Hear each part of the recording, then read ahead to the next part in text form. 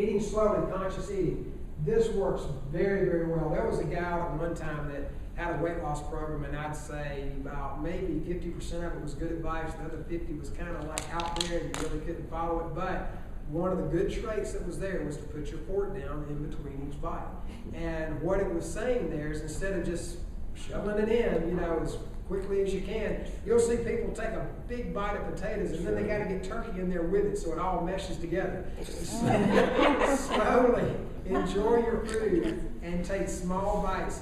The reason that you're going to that holiday dinner is you're going for the social aspect of it, to be around family. So you're still going to experience that. You're going for the taste of the food. You can still experience that by eating slowly and eating small bites, and you're going to subside hunger. We don't want to go there with starving feelings. And what happens typically, we say, all right, if our family said, if we were a big family, we said, all right, we got Thanksgiving dinner at noon. Mm-hmm. Are you going to eat breakfast? No. Probably not. You're probably just getting breakfast saying, well, I got all that good food. Everybody's planning, prepping, everything else. There's so much work that goes into it. I'm not going to go there. And when we're younger, it'd be if you did go there and you'd eat something, your grandmother would kick you and say, what are you thinking? I've spent all this time on this food and you're not eating it. I'm going to give you a side note on the grandmother thing. If you're throwing food away in the trash, and some family member gets something that says you're wasting food, they're starving children in some third world country, you need to tell them this: that food is going in the waste one way or another. If I eat it, it's going in the waste through the sewer system. It's not a good thought, but it is. Or it's going in the trash. So would you rather go through your body and have a chance to store extra calories as it goes through the process, or throw it in the trash? All right, nasty way to think of it, but it's true.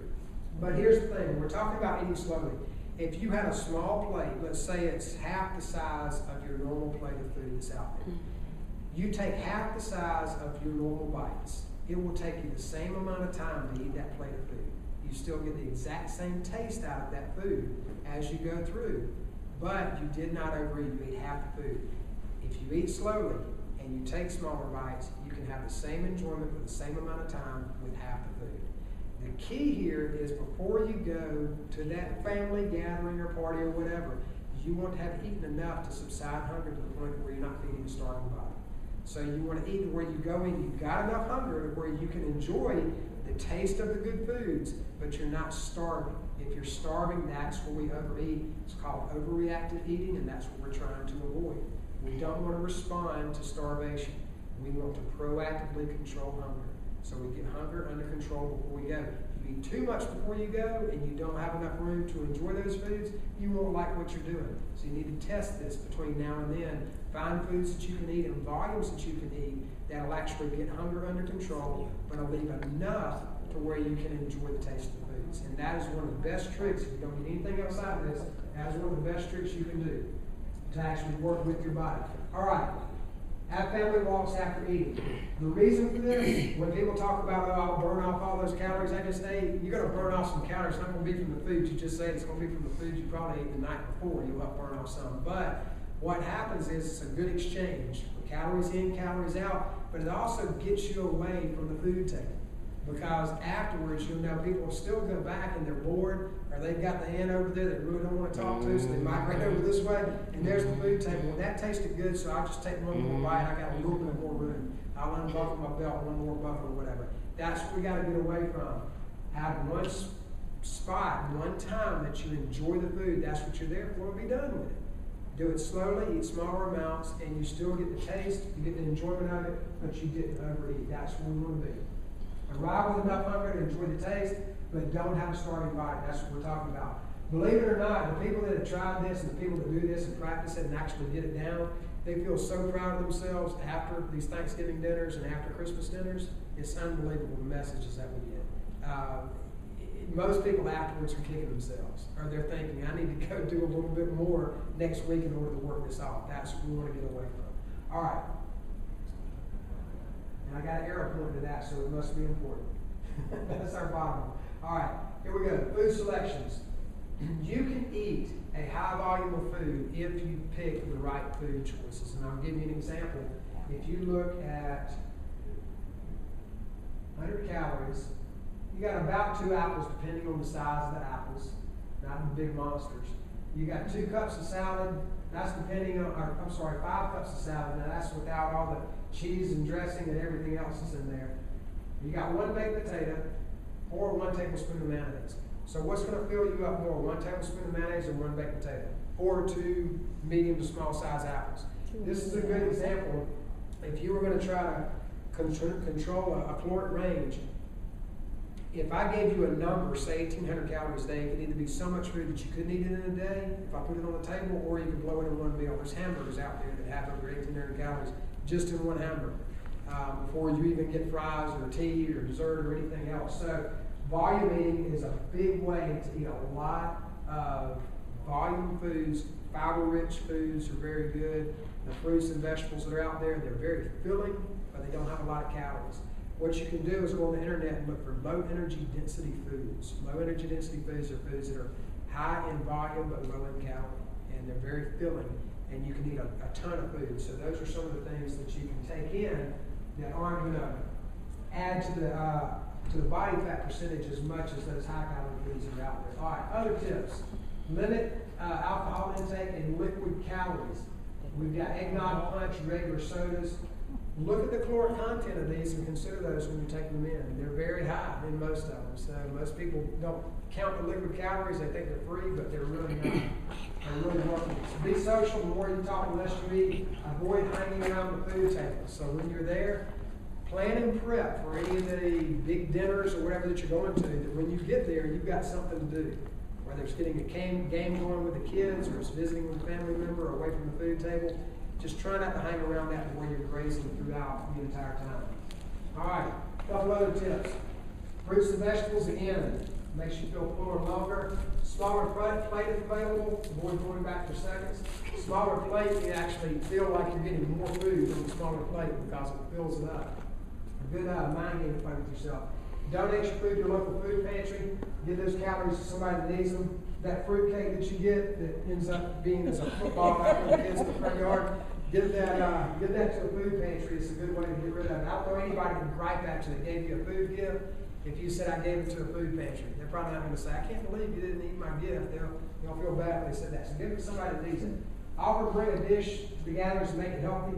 Now this is a twist on stress management. I was going to say, you can say that you're going to plan the dinner and that you're going to cook everything, and then you got total control. But that may stress you out to the point where it'll drive you crazy and you don't want to do it. But if you like doing that stuff, you plan to have other people over and you control what you're going to do.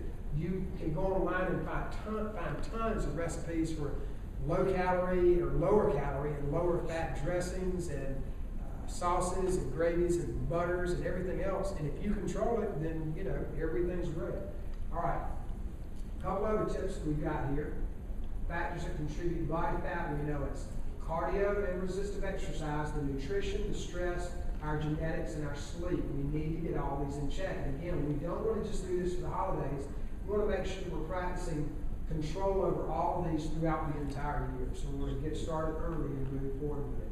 When we talk about goal setting, and this is for the new year coming up, we need to get our mindset right now to where, like we said, we're establishing the base as we go through. One step at a time, nutrition, cardio, and strength. When I talked earlier about the old concept of killing people in the gyms, and now we're trying to get to where people are actually able to morph into this change that we want, we usually tackle the nutrition, cardio, and strength one at a time. So if someone comes in and they want to lose some weight, instead of saying, we're going to do cardio, we're going to do strength, and we're going to get your nutrition in check, they got 3 things. That's a lot of information to remember. And also, it's going to eat up into their time, and they're changing their lifestyle so much that it's almost too dramatic at one time. So what we say is, let's get a hold of nutrition first, and let's get you to where you're in sync with what we're trying to do here. Then let's introduce cardio, then let's introduce strength. Now, if I get someone that says, I'm ready to do it all, and I'm fine, I don't have any obligations, then we can jump into it. But for most people, we actually go in one at a time to make it a little easier to adjust to. Set goals of constant achievement, and what we mean by that is most of the goals, like in the new year right now, people will say, I want to get to this certain dress size, or I want to get to this certain belt size, or I want to get to this certain weight, or whatever. It's always a number. And what happens is you're constantly striving for that number, and you're never happy until you get there. You may step on the scale and say, I lost a couple of pounds, that's great, but I'm still not where I want to be. Our bottom line in our goal setting needs to be that we are consistent with our energy, consistent with our habits across the board. If we do a week of working out 3 times for the week and we eat right the majority of the days, at the end of the week we need to applaud ourselves and sit back and say, we had a great week, that was great, I feel better, I'm doing what I need to do. Constant achievement will give you motivation to continue on with your program. If you're always looking for a number, you're never going to feel accomplished till you get there, and then you're going to struggle and fight and be stressed out to try to stay there. So, new mindset with that. All right. Write down what you've done as well as what you're going to do. Most people write down their plans, and a lot of times they'll end up making them. Write down what you've done instead, and it actually motivates you to actually add to that list over time. It makes you feel accomplished by seeing what you've done. That works well with people that track their miles, if they bike or if they run or whatever. Just tracking miles, buying an odometer or whatever, or pedometer, and seeing where they are with that serves as a good motivation, how many miles they've done over time.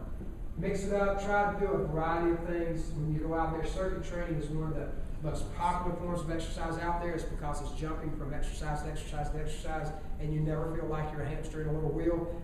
Try to do a variety of things if you can moving forward. Allow time for change. We did not get out of shape overnight. We're not going to get in shape overnight. We're not going to be able to buy a 3-week program, a 6-week program, and change our body forever. We're going to have to do, you have to do this stuff long term. You have to do this for the rest of your life. So you have to pick habits that you will live with. If you can't live with it for longer than 60 days or 90 days or whatever, then my question is, why are you going to do it? Jump starts don't typically work.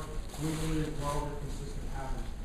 Become independent, like we talked about. Accept the hand that you've been dealt. What I mean by that is when you see a television commercial or magazine ad that says that you're going to look like this 20-year-old mom that walked out of the pool with 6-pack abs. Yeah, maybe if we were 20 years old and we had, perfect genetics and we were eating perfectly all the time and didn't work and didn't have kids and all those things, accept what the hand that you've been dealt. Do the best with what you have to work with. And what I mean by that is I'm 5'8", I'm never going to be 6'3" and playing in the NBA. That's just the way it is. I have to be a point guard, I don't dribble well enough to do that. So, accept the hand you've been dealt, do the best with what you have, and accept the changes that your body will give you. Just make sure you're always moving in the right direction. That's our bottom line.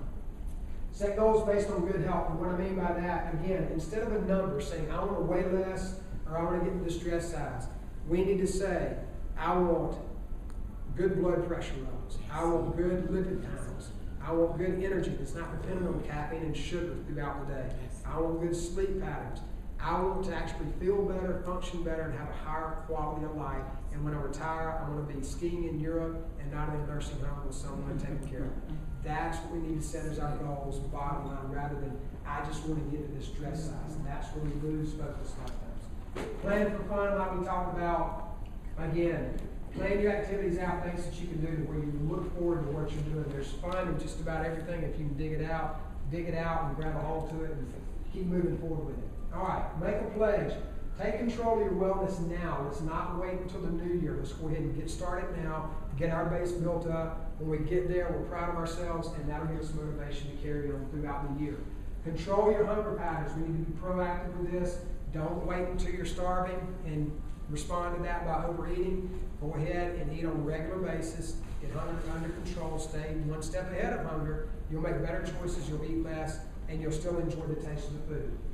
Use leftovers for meals, not grazing from boredom. What we mean by that is we know that you'll take some leftovers home, but when you do, instead of using that just to go pick from when you're bored, plan it out for meals. Like your lunch is going to be a turkey sandwich or whatever with the side of blah, blah, blah. Plan that out for where you're actually using it for meals and not just going by and picking at it because you're bored or whatever. Establish an exercise base during the holidays. Again, fun with your habits. Cherish better health. And again, on that, your accomplishments with your program are not only that you're getting smaller, but that you are feeling better and that all those different health aspects are changing for you across the board. Don't wait for the new year. Have a healthy holiday season. And last but not least, thank you for attending. Anybody have any questions on anything? Nope. All right. So y'all ready for the holidays? Yeah. I don't want to see a lot less of everybody in January. if you've got something to lose, I want to see less of it. All right. Thanks y'all for coming. All right. All right.